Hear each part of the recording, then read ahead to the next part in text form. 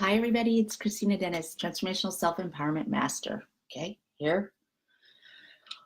Lips are still a little purple, but I ordered a different lip gloss from Young Living, which is chemical-free makeup, and it's beautiful. And when I put it on, I'm going to show you guys so that you know why lip gloss is important.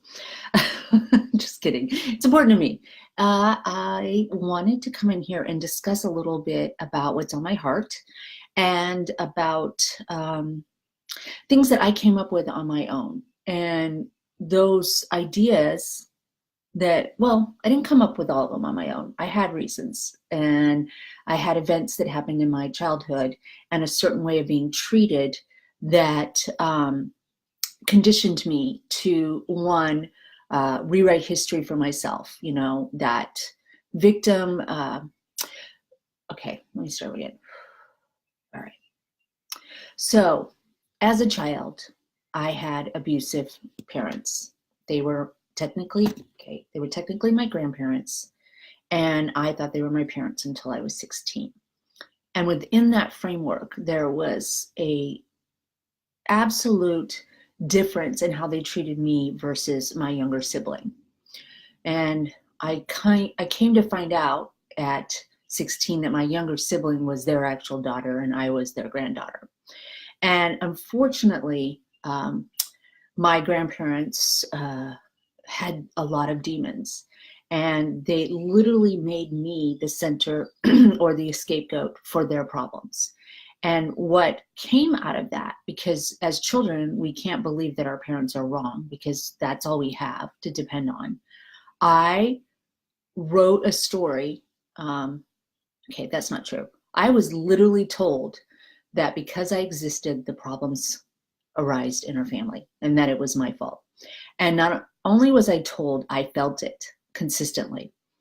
And I think that happens for most children who come from backgrounds of child abuse, trauma, significant sadness, loss, is that we choose to believe that it's our fault.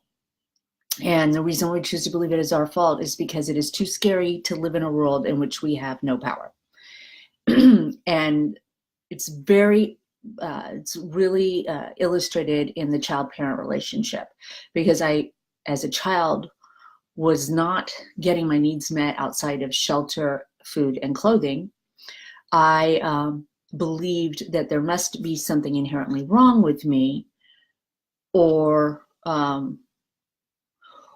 so that I could try to change that, because believing that there was something wrong with the people that were raising me meant that I wasn't safe, and I had to make my world as safe as I could. And so I came out of that at 16, and I moved out of my home. And I started the process of picking partners that emulated that kind of message to me. I don't talk a lot about my first husband, but I met him when I was 18 and he was 43. And so there's a massive dynamic there that I'm going to start talking a little bit more about, because I want to talk about relationships tomorrow and the next week, because I think they're incredibly telling, and you know, they're really the key to the happiness factor, the key to the fulfillment factor. You know, without relationships, there is no true sustainable joy. And I have joy for my son, and I have a relationship with my son, but it wasn't until most recently, in the last 3 years, that I met a partner who reflected back to me my worth and my love. And that took a lot of work to get to the place where I could be the person that expected that and trusted myself to enter into a relationship and open up enough to have that given back. And so I was talking to the group last night. I don't want to put a little, we call it a Post-it, you know, or a, what do you call it? Crap, I'm really not, a parking lot. I want to talk about how my man Kelly tried to save a dog last night that was in the bottom of a pool. And, you know, that's the kind of guy I wanted to be with. You know, okay, very quickly, I'll tell you this. I got home from my group and there were wet socks on the countertop of our kitchen. Like, hello, what? And I picked them up because I didn't know what they were. And I thought maybe it was a scrunchie from my workout, but there were two. So I was just trying to figure out, like, what is this? Because when I left, my kid, Billy, was already hanging out in his lair. He likes to be in his room, like any normal teenager. And Kelly was chilling. And I said, what are these? And he's like, oh, those are my socks. And I thought, well, this is odd. Okay. And I giggled, and he picked them up and put them in the, hamper in the garage where the laundry is. And he said, well, there's a real story. There's a reason why that happened. And I'm like, I think I said something like, well, that's a real bachelor move, leaving wet socks on a kitchen countertop. And he was like, well, there was a reason. And apparently, after my son's therapy session ended, he had a supervisor and a director over at the house last night. So we had 3 people over discussing stuff that needs to happen in the autism world. And there was a scream from our neighbor. And I guess the 2 guys that work with Billy were there. And Kelly's not the kind of guy that doesn't go running toward a scream. And I'm going to tell another story in the future that shares with you why that means so much to me, but it should mean something, I think, to most people. And he ran and he knocked on the door. He could see it was wide open, and he could see people in the back, and she has a pool, our neighbor. And he ran back there, and one of the guys was on his phone in the corner, and the other guy was hanging on the side with the pool cleaner. And he looked, and there was, sadly, a little tiny dog at the bottom of the pool. And he looked, nobody else was jumping in. He knew that, as well-intentioned as that young man was with the pool cleaner, he wasn't going to be able to get that dog. So he jumped in head first, took his wallet out and jumped in. And it's a sad story. The dog was very, very old and had been there for some time, and there was no reviving, but he actually gave mouth to mouth and tried to save that dog. And that's what the guy was doing on the phone. How do you resuscitate a dog? So apparently the dog had cataracts, just to give you background, and had been around the pool for a long, long time, had always gone around it. And we don't know why he jumped in or why he walked in or whatever. But, Kelly tried to stay, and they comforted the neighbor. And we're going to go over there later and, bring her some flowers or something to just let her know that we're there for her. She's a single older lady, and I'm sure her fur babies. This is really a sad story, but I love my man. And I say that because it took so long for me to get to a place where I attracted that, and I allowed myself to let my walls down enough after being hurt. So back to coming out of the family that I came out of. And it doesn't matter. Your story doesn't have to be as dramatic as mine. I found out my mom was my grandmother, and my older sister was my mom when I was 16. Woo, right? Too much. But what it set me up for later on is where I got to start on my transformation, and how I started walking out of that storyline and decided that wasn't going to define me.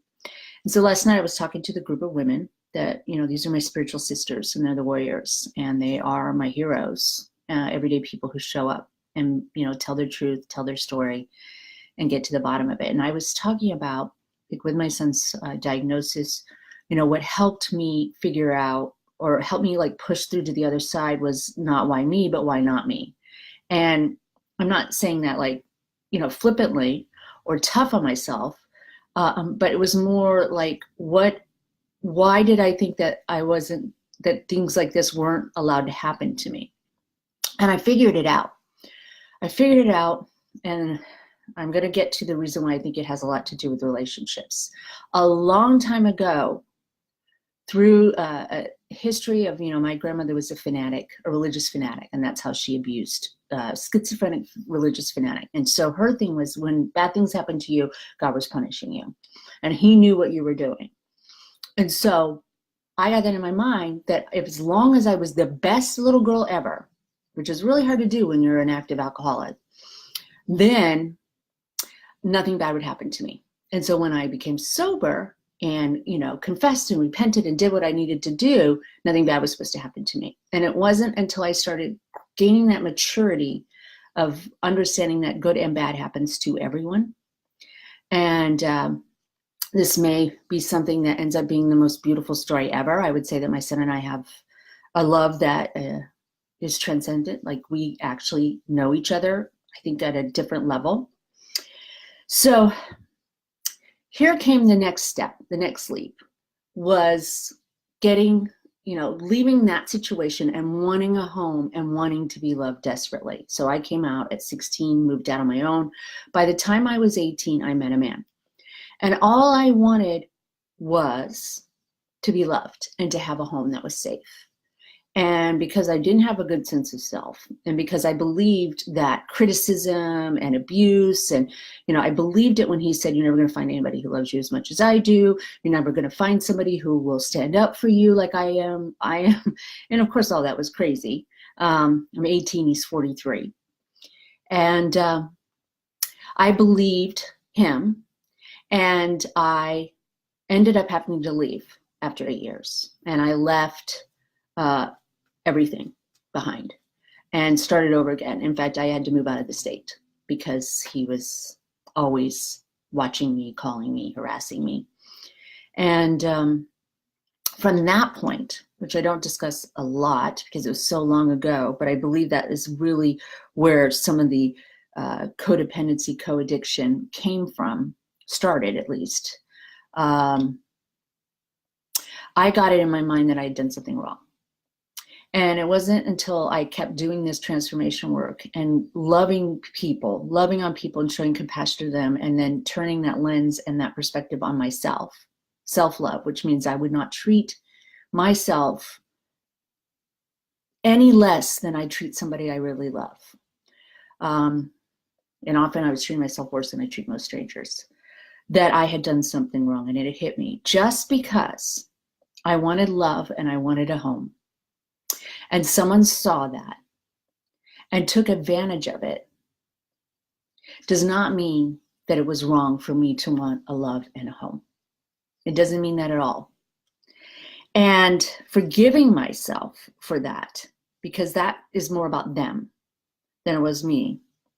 And then learning how to set new boundaries, because a lot of people I work with now are like, how can I ever trust again?